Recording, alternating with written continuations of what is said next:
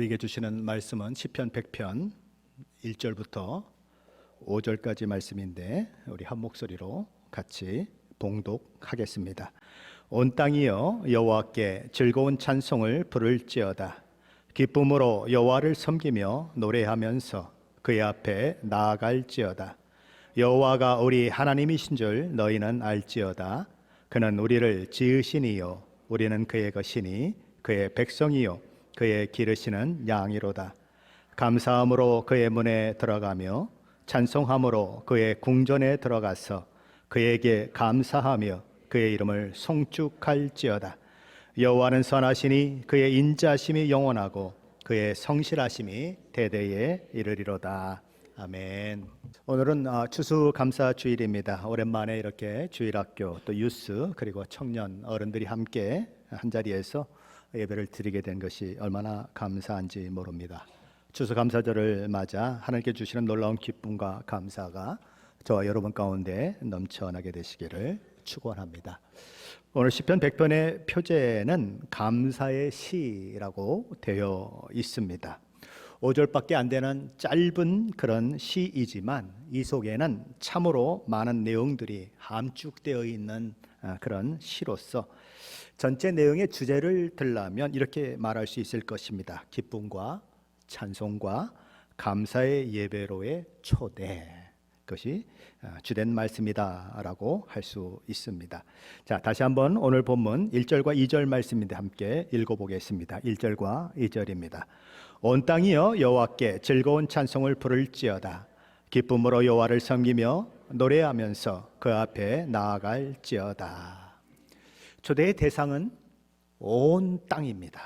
이 세상에 살고 있는 모든 민족, 모든 나라, 모든 족속, 그야말로 모든 사람이 초대되고 있습니다.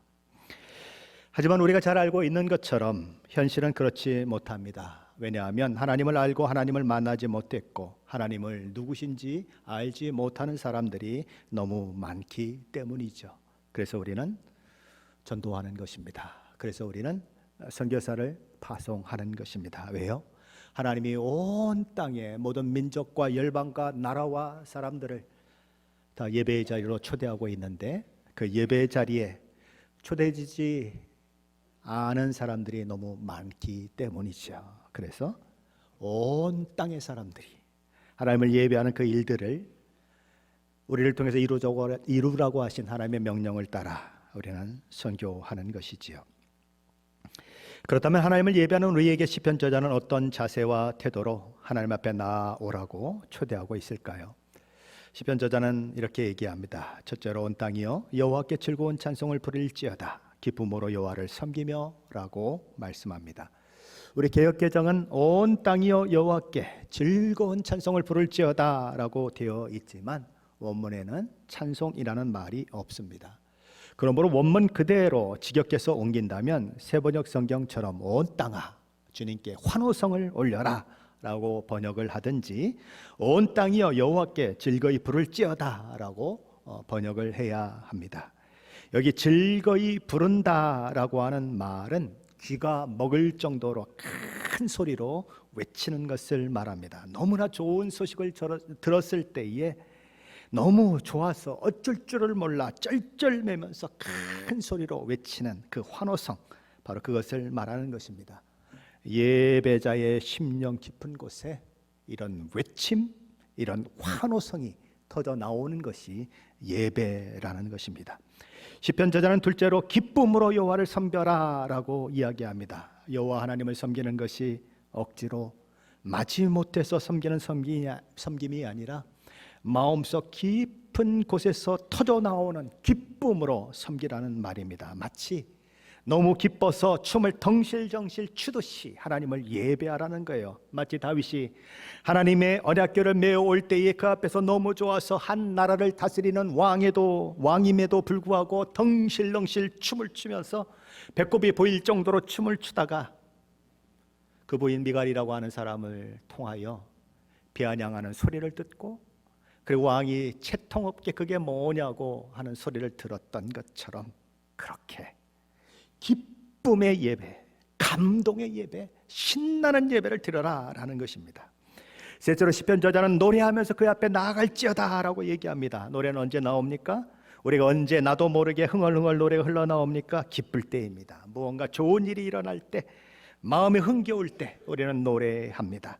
하나님 앞에 그렇게 찬송하며 나아가라는 것입니다. 여기서 말하는 찬송은 그저 그냥 중얼중얼 하듯이 찬송하는 것을 말하지 않습니다. 막 큰 소리로 기쁨으로 막 소리를 지르듯이 그렇게 찬송하는 것을 말합니다. 아주 유명한 가수들이 공연을 할 때에 그곳에 들어가 있는 그 청중들이 가수가 노래하면 같이 일어나서 떼창을 부르잖아요. 열렬히 막 그냥 노래를 하잖아요. 그것과 비교가 안 될 정도로 하나님을 찬양할 때에 환호성을 지르며 찬양해라 라고 하는 것이지요.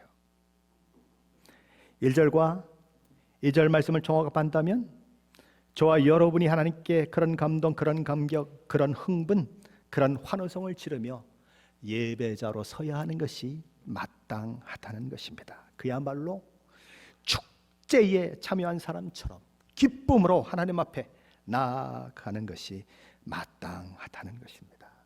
한번 옆에 분 한번 쳐다보세요. 한번 얼굴 한번 보세요. 얼굴 보라 그랬더니 일부러 웃네요. 그렇죠. 얼굴이 어떻습니까? 예배하는 표정이 어떻습니까? 정말 예배하는 표정이 환희에 넘치는 그런 얼굴입니까? 정말 하나님 앞에 나와 내가 하나님을 예배한다고 하는 것이 너무 즐거워서 얼굴에 막 웃음꽃이 피는 그런 모습입니까? 우리는 너무나 어떨 때는 심각한 표정으로 앉아있을 경우가 너무 많아요. 무표정한 얼굴로 앉아있고 세상 근심 다 지고 있는 사람처럼 앉아서 예배 드릴 때가 있는 것입니다. 근데 그것이 문제라는 생각도 하지 못하고 그냥 당연한 것처럼 느끼고 예배를 드리고 있다는 것이 또한 큰 문제인 것이죠. 하나님 저와 여러분이 기뻐한 그 모습을 보고 계시죠. 어떨 때 그렇게 깔깔거리며 웃고 있는지, 어떨 때 그렇게 신이 나서 그냥 그러는지 하나님 다 알고 계시죠. 그런데 하나님 앞에 나와 있을 때는 심각한 거예요. 무덤덤한 거예요. 하나님 물으시겠죠. 야, 너 어젯밤에 뭐 보고 그럴 때는 그냥 깔깔거리고 뭐 그냥 떼굴떼굴 굴를 것처럼 그렇게 웃더니 왜 내 앞에 나오면 그렇게 심각하냐? 내가 너한테 뭐 좀 잘못했니? 너 나한테 뭐 불만 있니? 하나님 그러실 것 같아요. 하나님 그런 예배가 아니라 감격, 감동, 그리고 찬양이 막 터져 나오는 기쁨의 예배, 환희의 예배 드리라라고 말씀하는 것입니다. 그렇다면 어떻게 해야 우리는 이런 감동과 기쁨과 감격과 환희에 찬 예배를 드릴 수 있을까요? 왜 우리는 그런 예배를 드리지 못할까요? 때로 우리 삶이 웃을 수 있는 삶이 아닐 때 우리는 예배 드리기가 힘들죠. 노래할 수 있는 삶이 아닐 때, 짜증나고 눈물 나고 그런 삶일 때 우리가 어떻게 하나님 앞에 그렇게 환희의 예배를 드릴 수 있겠어요? 자, 그런데 하나님은 그럼에도 불구하고 하나님이 원하시는 예배가 그런 예배다라고 말씀하고 있는 것입니다. 그럼 어떻게 그것이 가능하냐는 거예요. 시편 저자는 예배자의 찬양이 달라지려면 예배자의 태도와 예배하는 자의 얼굴의 표정이 달라지려면 하나님을 아는 것이 선행되어야 한다라고 얘기합니다. 하나님을 얼마나 아느냐와 하나님을 얼마나 복되게 예배하느냐가 비례한다라는 것입니다. 하나님을 만나고 하나님을 대면한 사람, 하나님으로 인하여 심령 가운데 기쁨의 기적이 일어난 사람, 그런 사람은 하나님이 원하시는 그런 예배를 드릴 수 있다는 것입니다. 하나님을 더 잘 알면 알수록 우리의 예배는 더 깊어질 수 있고 더 생동감이 있을 수 있고 더 기쁨과 환희의 예배가 될 수 있다는 거예요. 그러게 시편 저자는 3절에서 여호와가 우리 여호와 하나님인 줄 알라라고 명령합니다. 3절 말씀입니다. 한번 같이 읽어봅니다. 3절입니다. 여호와가 우리 하나님인 줄 너희는 알지어다. 그는 우리를 지으시니요 우리는 그의 것이니 그의 백성이요 그의 기르시는 양이로다. 여기 알지어다라고 하는 이 말은 부부가 서로를 알듯이 아는 것을 말합니다. 누구를 그렇게 알라고 얘기한다고요? 하나님을 그렇게 알라고 얘기하는 것입니다. 가끔 서울 안 가본 사람이 서울 얘기 더 잘하는 경우 있어요. 군대도 안 갔다 온 사람이 군대 얘기 더 잘하는 경우 있어요. 그런데 군대에 갔다 와서 별 치사한 꼴 다 보고 괜히 얻어맞아도 보고 욕도 그냥 지독할 만큼 제 평생에 들은 욕보다 더 많은 욕을 한번 먹어보고 그런 것을 경험한 사람이 군대 이야기하는 것과 그냥 들어서 얘기하는 것과는 차원이 다를 수밖에 없어요. 어느 날 유교 훈련을 받는데 요만한 웅덩이를 위에다 이렇게 이제 밧줄 같은 거를 묶어 놓고 거기에 나무 토막을 하나 해 놓습니다. 그럼 그 나무 토막을 딱 타고 샥 건너가 가지고 이 웅덩이를 건너뛰는 훈련을 하는 거예요. 근데 잘못하면 밑에 빠지게 되는 거죠. 근데 이 조교가 야, 니들 여기다가 쉽게 말하면 쉬해 그렇게 얘기를 했습니다. 쉬 뭐래요? 쉬 모르시는 분들이 있는 것 같아. 오줌 놓으라고. 그래서 뭐 오줌 넣으라고 그러니까 그래서 이제 촥 남자들끼리니까 삥 둘러서 가지고 그 웅덩이에다 오줌을 놓습니다. 신나게 오줌을 놓고 지퍼를 딱 올려놨는데 갑자기 조교가 포박계 수류탄 그러는 거예요. 여자분들은 모를 거예요. 포박계 수류탄이 뭔지. 포 바깥에서 수류탄이 터졌으니까 어디로 들어가야 사는 겁니까? 오줌 넣은 그 거기로 들어가야 합니다. 들어갔어요. 잠수합니다. 그 오줌 내내 풀풀 나는 그 옷을 입고 군홧발에 다 그 찌린내 나는 물을 다 담고 뛰어다니다 보면 다 말라버려요. 그게 군대예요. 그래서 남자들은 군대 갔다 온 얘기를 그렇게 하는 거예요. 그런데 군대 갔다 오지 않았는데도 얘기하는 사람이 있다는 거예요. 여호와 하나님을 알되 경험해서 부부가 서로 알듯이 저 사람이 저러는 거 보면 내가 다 알아. 왜 저러는지 알아. 그렇게 그냥 눈짓 하나만 봐도 알듯이 하나님이 그렇게 알라는 것입니다. 그럼 하나님은 어떤 분이시라고 얘기하는가? 시편 저자는 세 가지로 얘기합니다. 하나님은 우리를 지으신 분이시다. 하나님은 우리를 소유된 백성으로 삼으신 분이시다. 하나님은 우리의 목자로서 우리는 그의 양이다라고 이야기합니다. 하나님이 창조주시여 우리 주 예수 그리스도의 십자가를 통하여서 우리를 낳으신 분이시다. 그래서 우리는 하나님의 자녀고 하나님의 백성이 된 자들이다. 오늘도 하나님의 도우심과 하나님의 인도하심과 하나님의 보호하심이 우리 가운데 있는 자들이다. 그 하나님을 아는 것으로부터 기쁨과 감사와 환희의 예배가 시작된다는 것입니다. 하나님을 진정으로 누구신 줄 아는 그 알미 없다면 그런 기쁨, 그런 감동, 그런 환희의 예배는 불가능하다. 왜 하나님을 알면 우리에게 기쁨의 기적이 일어날까요? 왜 하나님을 알면 알수록 우리에게 기쁨이 더해지는 것일까요? 왜냐하면 하나님이 기쁨의 근원이시기 때문입니다. 시편 43편 5절에서 시편 저자는 이렇게 얘기합니다. 그런즉 내가 하나님의 제단에 나아가 나의 큰 기쁨의 하나님께 이르리이다. 어떤 하나님이요? 큰 기쁨의 하나님께 이르리이다. 저는 이런 번역이 조금 불만이 많아요. 왜 그렇게밖에 번역을 못했을까? 차라리 개역 한글 그대로 좀 놔두지. 개역 한글은 이렇게 얘기했습니다. 나의 극락의 하나님께 이르리이다. 극락이 뭡니까? 기쁨의 끝, 기쁨의 종착역. 더 이상 그런 기쁨이 없는, 그거보다 더 큰 기쁨이 없는 거길 얘기하는 거예요. 그냥 놔두지. 불교 용어면 어때요? 큰 기쁨과 극락은 너무 차이가 많아요. 기쁨의 종결자이신 하나님께 이르겠다라고 시편 저자는 이야기하는 것입니다. 하나님은 극락의 하나님이십니다. 최고의 기쁨의 근원이 되시는 분이십니다. 그러므로 그 하나님을 만난 사람들, 그 기쁨의 하나님을 알고 경험한 사람들은 때때로 어려운 환경을 만나도, 답답한 상황을 만나도, 슬픔과 고통의 처지에서도 그 극락의 하나님 때문에 큰 기쁨을 누리며 그 모든 상황을 넘어서는 것입니다. 예수님은 요한복음 16장 22절에서 제자들에게 십자가에 대한 이야기를 하자 제자들이 근심하자 이렇게 말씀하십니다. 너희가 지금은 근심하나 나중에는 세상이 빼앗을 수 없는 기쁨으로 너희가 충만하게 되어질 것이다.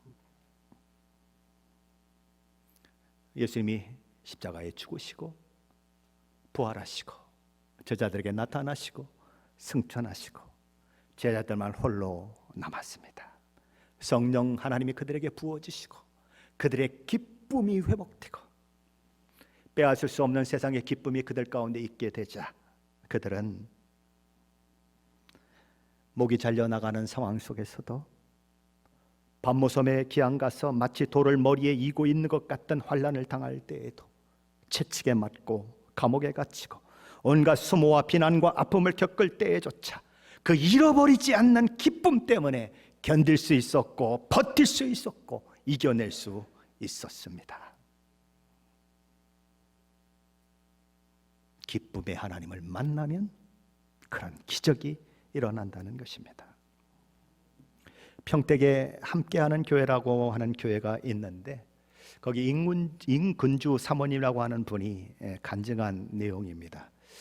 이분은 26살 되던 해에 한 남자를 만나 결혼했는데 10년 만에 그 결혼이 파경을 맞게 됩니다. 왜냐하면 결혼 10년차 되던 해에 대장암 말기 판정을 받은 후 치료를 받던 남편이 4년 만에 세상을 떠났기 때문이죠. 딸이 10살, 아들이 8살 때 그런 일이 일어났습니다. 그리고 엎친 데 덮친 격으로 외국에서 온 남편 선배라고 하는 사람이 전화를 걸어옵니다. 내가 누구누구를 너무 잘 알고 또 아이들과 어떤 시간을 보낸 것도 다 안다. 그때는 인터넷 요새 같으면 뭐 페이스북도 있고 인스타그램도 있지만 옛날에 아주 유명한 것들이 있었습니다. 싸이월드 이런 것들이 있었어요. 근데 거기에 이렇게 다 가족 상황을 다 적어놓고 재밌던 사진도 올려놓고 그때 무슨 해프닝이 있느냐 다 올려놨는데 이 사람이 그걸 다 보고는 전화를 해가지고 그걸 다 얘기하는 거예요. 그러니까 이게 정말 우리 남편 죽은 남편의 선배가 맞는가 보다. 거기다가 내가 그때 외국에 있어서 참 이렇게 장례식에도 참석하지 못해서 너무 마음이 죄송한데 엄마 아빠를 뵙고 내가 좀 위로의 말씀을 전하고 싶다. 뭐 이렇게 얘기를 하니까 찰떡같이 믿고 집에 데려와 또 부모님도 소개해주고 가끔씩 이 사람이 선물도 사오고 또 부모님에게 용돈도 드리고 뭐 이런 일들이 일어나니까 너무 믿음이 더 가게 된 거죠. 그래서 이제 어떻게 살려고 그러십니까? 그래서 제가 어릴 때부터 꿈꾸고 있는 것이 이제 요양원을 하나 만들어서 거기서 이 사람이 이제 수간호사거든요. 요양원을 하나 만들어서 요양원을 좀 운영하려고 하는 계획을 가지고 있습니까? 그랬더니 딱 시간이 맞네요. 내가 아는 사람이 그 요양원을 팔려고 하는데 제가 한번 소개시켜 주겠다고. 그래서 소개를 해줬는데 사기를 당한 것입니다. 그래서 남편 사망 보험금으로 생긴 1억 원 그리고 직장을 담보로 해서 월급을 담보로 해서 얻은 1억 원도 훨씬 넘는 돈을 다 뜯겨버렸어요. 2억 원도 넘는 돈이 다 한꺼번에 날아가 버린 것이지요. 그래서 어떻게라도 그 돈을 갚으려고 도무지 수간호사도 월급이 많긴 많지만 그걸로 감당이 안 돼서 수간호사를 그만두고 보험을 하게 됩니다. 그래서 얼마나 열심히 했는지 전국 1등도 했대요. 그래서 그렇게 보험을 해서 그 원금과 이자를 갚아가는데 도무지 다 갚을 방법이 없는 것이지요. 그래서 두 번째 자살을 시도하게 되죠. 간호사고 몸에다 무엇을 집어넣으면 자기가 금방 죽는 줄 알기 때문에 주사를 놓으려고 하는 상황, 그 상황 가운데 전화벨이 울립니다. 다른 사람의 전화를 하면 받지 않았을 텐데 보험을 하면서 알았던 젊은 후배의 전화였어요. 얼굴만 봐도 하나님은 제 애를 참 이뻐하시겠다라고 생각할 만큼 신앙심이 깊었던 후배가 전화를 했어요. 그래서 웬일이야? 하고 딱 전화를 받았는데 이 후배가 다짜고짜 이렇게 얘기를 했대요. 언니 왜 죽으려고 그래? 얘기한 적도 없는데 이 자매가 기도하면서 그리고 전화하고 그리고 이 목소리를 듣고는 이미 감지를 해버린 거예요. 그러면서 이렇게 얘기를 했대요. 언니가 자살해서 죽으면 사탄이 언니 영혼을 데려가면서 팔짱을 끼고 예수님을 조롱할 거야. 아이 생각해서라도 좀 살아야지 라고 얘기했으면 죽었대요. 그런데 자기 영혼을 사탄이 끌고 가면서 팔짱을 끼고 거봐, 예수 믿는 거 다 소용없어. 그래서 예수님을 조롱하는 그 상상이 막 머릿속에서 되는데 견딜 수가 없더래요. 그래서 자살을 포기했어요. 그리고 그 고비를 겨우 넘겼어요. 그러나 고난의 끝은 보이지 않는 것입니다. 결국은 개인 파산 신청을 하고 버는 족족 이자 없는 원금을 갚는 생활을 하게 되는데 도무지 갚을 수 없는 이런 상황들 속에서 우울증이 더 심각해지고 2014년 세 번째 자살 시도를 하게 됩니다. 그때는 아무도 방해하는 사람이 없어서 충분히 죽을 만큼 주사기에 약을 넣고 푹 집어넣어 버렸어요. 그리고 쓰러졌습니다. 얼마나 시간이 지났을까요? 전화벨 소리에 정신이 들었어요. 이상하다. 내가 분명히 충분히 죽을 만큼 내 몸에 집어넣었는데 왜 내가 살아있지? 하나님이 죽게 내버려 두시지 않았던 거죠. 얼마나 마음이 힘들었겠어요. 3번씩이나 자살을 생각하고 그렇게 쓰러졌는데 일어났을 때의 그 마음은 얼마나 누더기 같겠어요. 얼마나 너덜너덜해졌겠어요. 그런데 그런 마음을 가지고 평상시처럼 아무 생각 없이 교회를 가는 것입니다. 그날 목사님이 에스겔서 말씀을 설교했어요. 이런 내용의 말씀이 있죠. 에스겔서 16장 4절로 6절입니다. 내가 난 것을 말하건대 내가 날 때에 내 배꼽줄을 자르지 아니하였고 너를 물로 씻어 정결하게 하지 아니하였고 내게 소금을 뿌리지도 아니하였고 너를 강보로 싸지도 아니하였나니 아무도 너를 돌보아 이 중에 한 가지라도 내게 행하여 너를 불쌍히 여긴 자가 없었으므로 내가 나던 날에 내 몸이 천하게 여겨져 내가 들에 버려졌느니라. 내가 내 곁으로 지나갈 때에 내가 핏두성이가 되어 발짓하는 걸 보고 내게 이르기를 너는 핏두성이라도 살아있으라. 다시 이르기를 너는 핏두성이라도 살아있으라. 그 말씀을 듣는데 순간 어릴 적 기억이 떠올랐답니다. 이 사모님의 어머니께서 이 사모님을 낳으시고는 바로 너무 황당하고 너무 막막하고 너무 마음이 상심해서 기절을 해버렸대요. 왜냐하면 맏며느리로 남의 집에 시집을 갔는데 5번째 딸을 낳은 거예요. 너무 기가 막혀서 딸을 낳자마자 그냥 기절을 해버렸어요. 엄마도 죽게 됐고 딸도 죽게 되는 상황이 만들어졌어요. 학교 가던 언니가 그것을 보고는 옆집 아줌마에게 달려가서 그래서 응급조치를 하고 엄마가 살아납니다. 그리고는 그제서야 이제 옆에 버려진 아이를 보게 되는 거죠.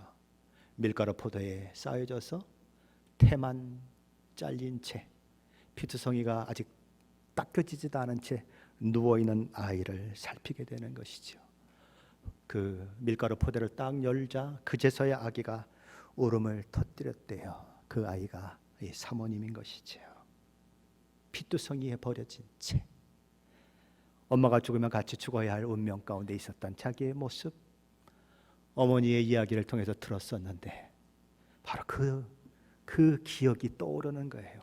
너는 피투성이라도 살아있으라. 다시 말한다.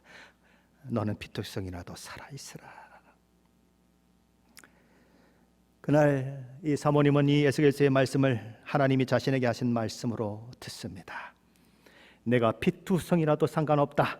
너는 사람만 있어라 라는 말로 받아들이고 다시 살 용기를 가지게 되었습니다. 그리고 이젠 더 이상 내가 사탄에게 속지 않겠다. 피투성이라도 살아야겠다 라고 다짐하고 그 삶을 살아내기 시작합니다. 숨어 살고 사람 만나기 싫어했던 그가 햇빛으로 나와 산책도 하게 되죠. 그러다가 산책길에서 한 꽃을 발견합니다. 3가지 색깔이 어우러져 있는 아름다운 꽃이었습니다. 그래서 거기에 주저앉아서 그 꽃에게 물었답니다. 넌 어떻게 이렇게 아름답니? 이 꽃이 봄까치 꽃이래요.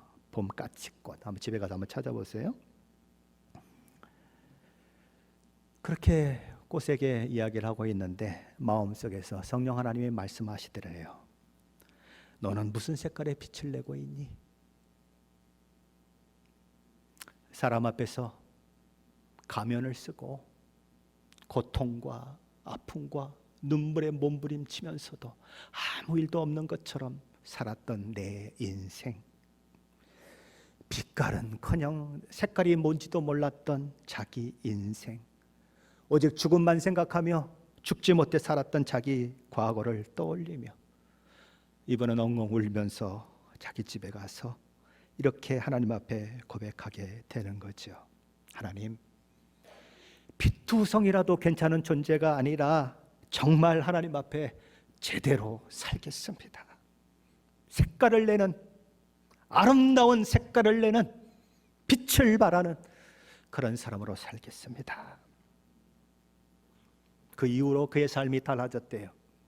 입술에서는 찬송이 흘러나오고 마음속에서는 솟구쳐오르는 기쁨이 있고 하나님 앞에 나아가 예배하는 즐거움을 회복했대요. 하나님 앞에 진정한 헌신을 하게 되고 하나님 앞에 진정한 예배를 드리게 되는 그런 일들이 있게 되었대요. 그러다가 6개월이 지난 어느 날 지금 결혼하고 살고 있는 남편인 목사님을 만나게 되었다는 거죠. 그래서 일반 성도에서 사모님이 되어 지금은 놀랍게 자살 예방과 또 청소년들 이렇게 여러 가지 많은 일들로 삶을 포기하려고 하는 사람들을 위해 놀라운 일들을 감당하고 있다는 거죠. 그는 지금의 자신과 과거의 자신을 이렇게 얘기합니다. 과거에 나는 내가 하나님보다 나를 더 사랑하는 자로, 내가 하나님보다 내가 더 내게 관심이 있는 자로 살았습니다.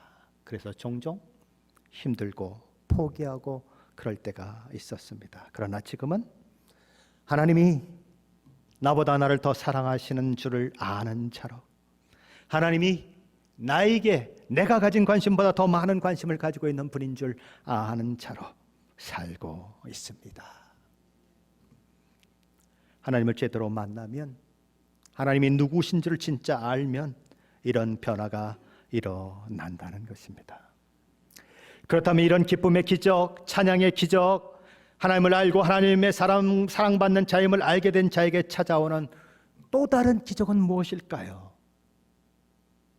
기쁨의 기적, 찬양의 기적, 또 하나의 기적은 뭘까요?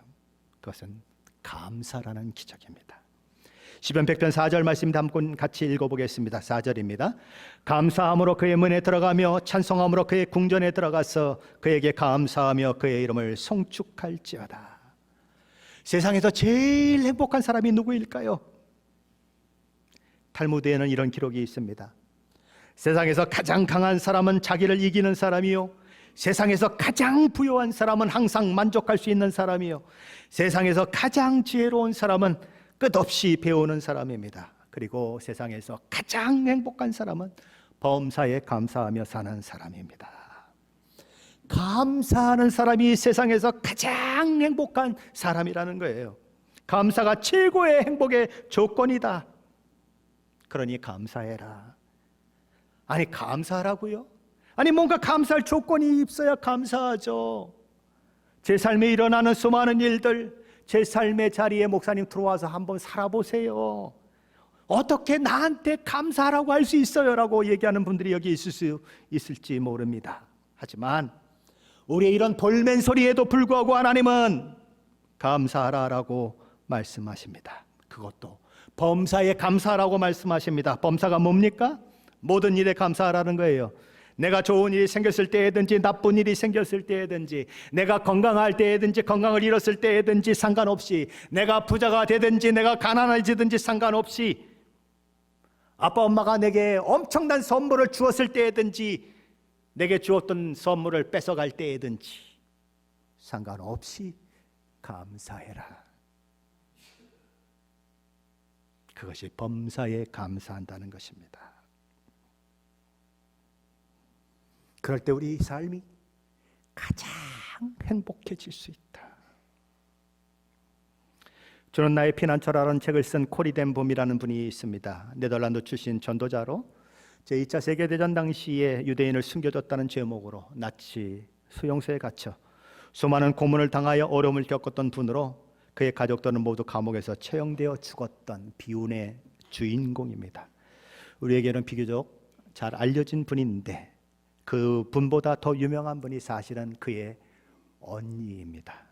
이 언니의 이름은 베시라고 하는 분인데, 베시는 이 동생 코리보다 더 높은 영성을 가진 사람으로 감사의 대가였다고 합니다.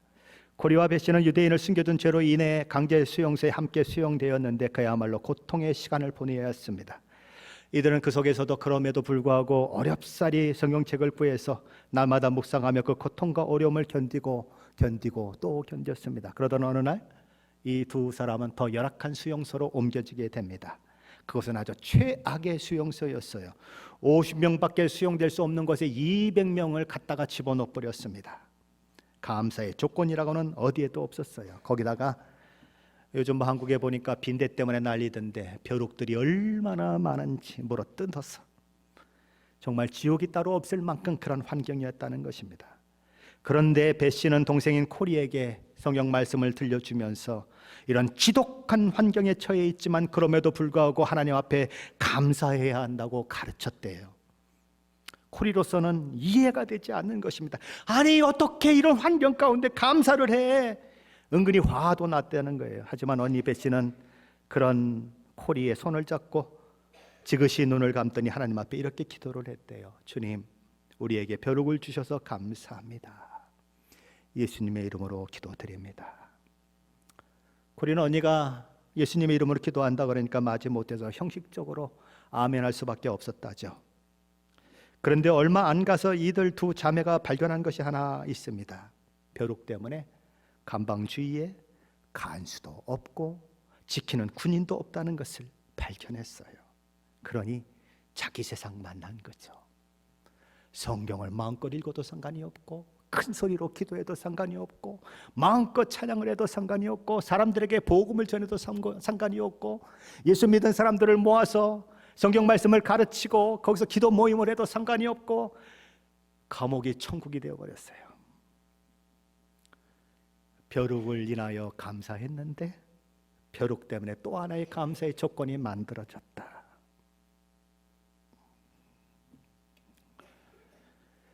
코리라고 하는 분은 독일이 연합군에 항복하기 직전에 사물을 보는 사람이 사무착오를 해서 이름이 석방자의 이름에 올려져 가지고 석방이 됐어요. 그러나 그렇게 감사를 했던 이 언니 베시는 결국 풀려나지 못하고 죽습니다. 범사에 감사한다고 하는 것은 이런 것이에요. 사람들 중에는 이프 감사를 하는 사람도 있습니다. 만일 하나님께서 이렇게 해주신다면 내가 감사하겠습니다. 하나님이 내게 이렇게 해주신다면 내가 감사하겠습니다. 이프 감사입니다. 그러나 미래적으로 감사하겠다고 고백은 하고 있지만 그 일이 정작 이루어졌을 때 감사하지 않는 사람들이 많습니다. 어떤 사람들은 하나님이 이러한 일을 해주시면 감사할 것이다 라고 그렇게 생각하는 사람들이 있습니다. 그래서 이러이러한 일을 해주셨을 때에 그것 때문에 감사하는 사람들이 있어요. 성취된 것 때문에 감사하는 사람들이 있습니다. 그러나 이런 감사는 범사에 감사라고 하는 감사와는 거리가 먼 감사입니다. 어떤 분들은 하나님 앞에 감사의 조건들을 가지고 감사합니다. 와, 우리 아들이 얼마나 대단한지. 다른 사람은 연봉이 10만 불인데 우리 아들은 연봉이 30만 불이야. 다른 애들은 3년이 돼도 한 단계도 진급을 못했는데 우리 아들은 1년 만에 2단계를 진급을 했어. 난 그것 때문에 하나님 앞에 얼마나 감사한지 몰라 라고 감사할 수 있지만, 취직을 못해서 아들의 취직을 위해 눈물로 기도하는 엄마에게는 상처예요. 하루 종일 박봉에 시달리며 찌든 얼굴을 하고 파김치가 되어 돌아오는 아들 때문에 안쓰러워하는 엄마의 마음으로 그 소리를 들으면 화가 나는 거예요. 분노가 나는 거예요. 어떤 아이는 엄마 아빠가 돈이 많아서 자기 집안에 있는 인형들, 장난감들 막 애들한테 자랑해요. 야, 너 우리 집에 와봐. 놀이방이 따로 있고 그 안에 가면 그냥 각종 그냥 자동차들, 그리고 뭐 로봇들, 말로만 하면 막 움직이는 것들, 아름다운 인형들, 바비 인형 뭐 수백 불짜리 넘쳐. 그래서 감사해 라고 이야기하는 사람이 있을 수 있겠죠. 그런 아이들이 있을 수 있겠죠. 근데 남이 가지고 있는 10불짜리 인형도 없어서 마음 아파하고 힘들어하는 아이에게는 그런 자랑 섞인 감사가 오히려 상처만 만들어요. 상대적인 빈곤감, 시기 질투만 만들어낼 뿐이라는 거죠.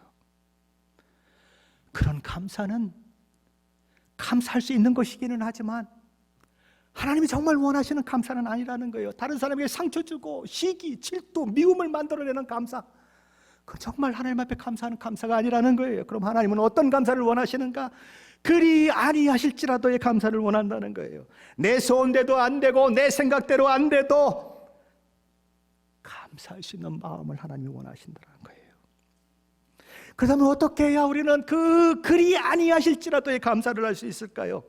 오늘 시편 100편 5절은 그 비결을 이렇게 기록합니다. 5절 말씀인데 한번 같이 읽어보겠습니다. 5절입니다. 여호와는 선하시니 그의 인자하심이 영원하고 그의 성실하심이 대대에 이르리로다. 참된 감사는 저와 여러분이 어떤 상황을 만나든지 어떤 처지에 떨어지든지 그럼에도 불구하고 하나님은 영원부터 영원까지 선하시고 인자하신 것을 마음으로 아는 것으로부터 출발한다는 것입니다.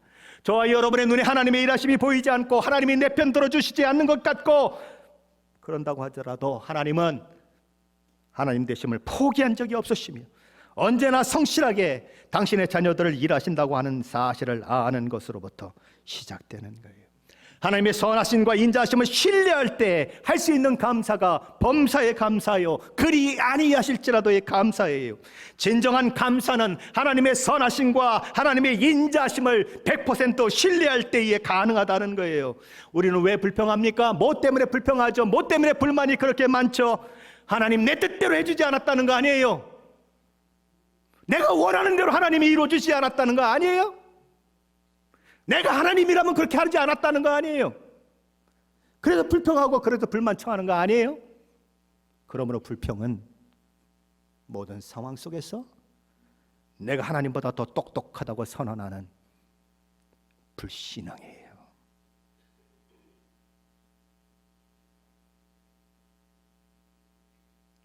하나님이 더 잘 아세요. 하나님이 저와 여러분이 사랑하는 것보다 더 사랑하세요. 아들 독생자 예수 그리스도를 십자가에 못 박을 만큼 온 우주 만물을 다시 창조하는 한이 있어도 내 아들을 내줄 수 없다고 하는 그 부모의 마음을 우리는 알고 있지만 말씀 한마디로 온 우주를 창조하신 그 능력의 하나님이 독생자 아들을 십자가에 못 박아 내어주시면서 내가 너를 이렇게 사랑한다 라고 말씀하세요. 그러므로 우리는 그 하나님을 안다면 불평할 수 없습니다.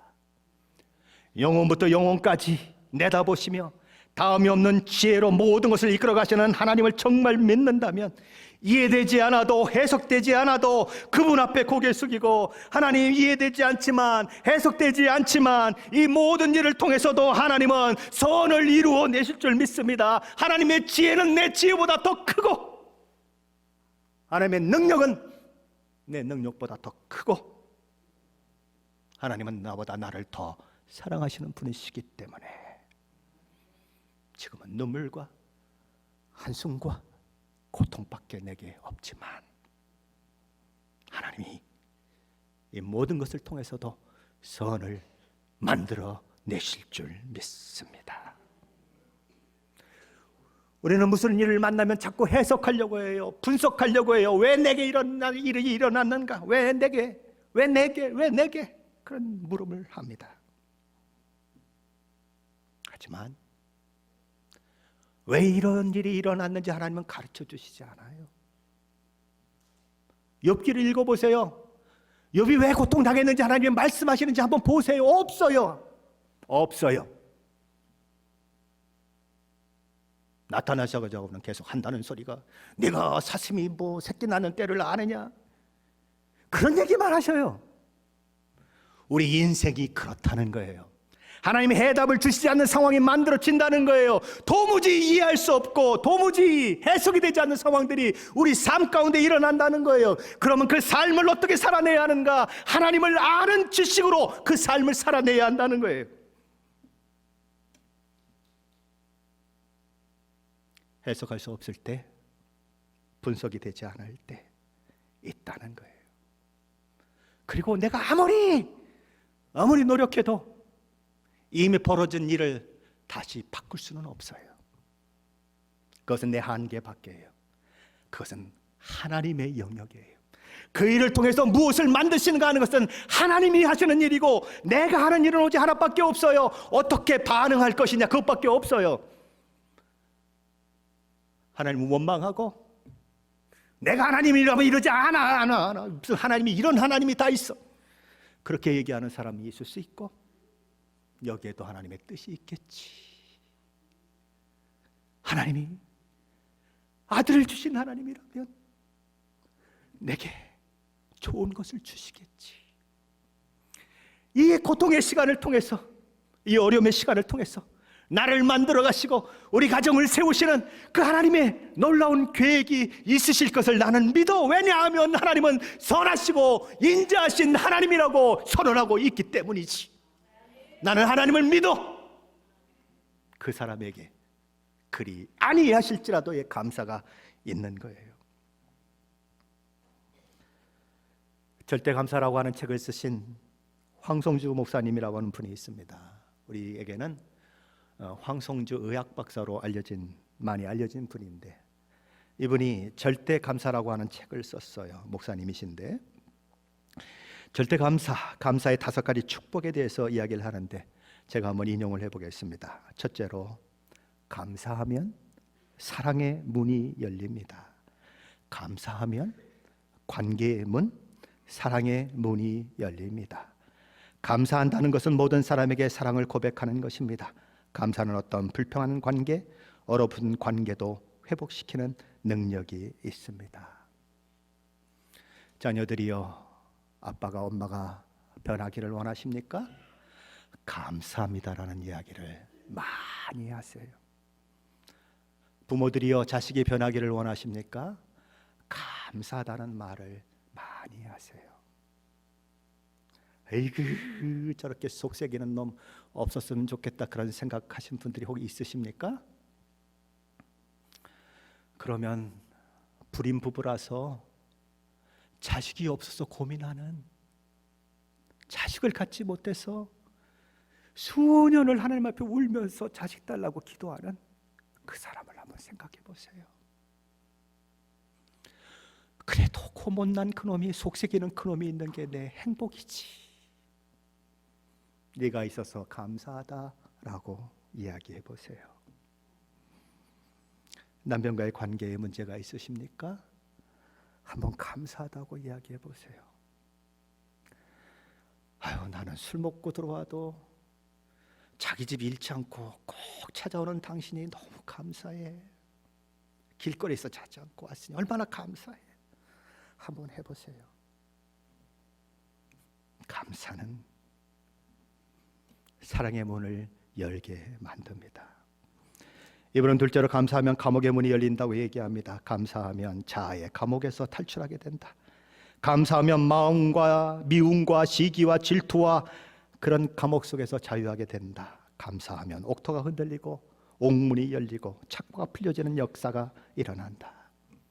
셋째로 감사하면 임재의 문이 열린다고 얘기합니다. 순간순간 감사하다 보면 하나님의 임재를 경험하게 된다.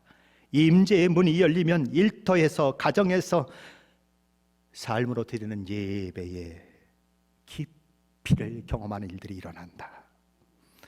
넷째로 감사하면 변화의 문이 일어난다라고 얘기합니다.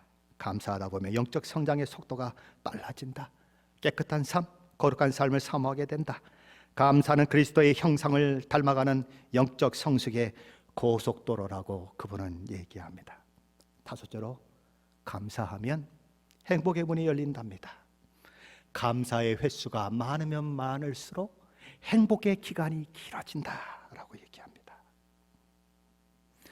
감사할 조건을 있을 때 감사하는 것은 누가 못해요? 그건 누구나 할 수 있는 거예요. 그러나 그리 아니하실지라도의 감사는 예수님의 사랑을 입은 저와 여러분이 할 수 있는 거예요. 예수 믿고 하나님의 자녀된 저와 여러분에게 기쁨의 기적, 찬양의 기적, 감사의 기적이 남의 일이 아니라 저와 여러분 자신의 일이 되기를 축원합니다. 하나님을 가까이 하면서 그 기적을 매일매일 경험하는 저와 여러분 되시기를 축원합니다. 그런 기적들을 날마다 맛보며 즐거움으로, 기쁨으로, 찬송함으로, 감사함으로 하나님을 예배하며 하나님을 영과 진리로 예배하는 자에게 주어지는 놀라운 복과 은혜를 풍성히 누리며 관계가 회복되고 모든 것들이 하나님의 은혜로 덮어지는 것들을 경험하시는 저와 여러분 되시기를 예수 그리스도 이름으로 간절히 축원합니다.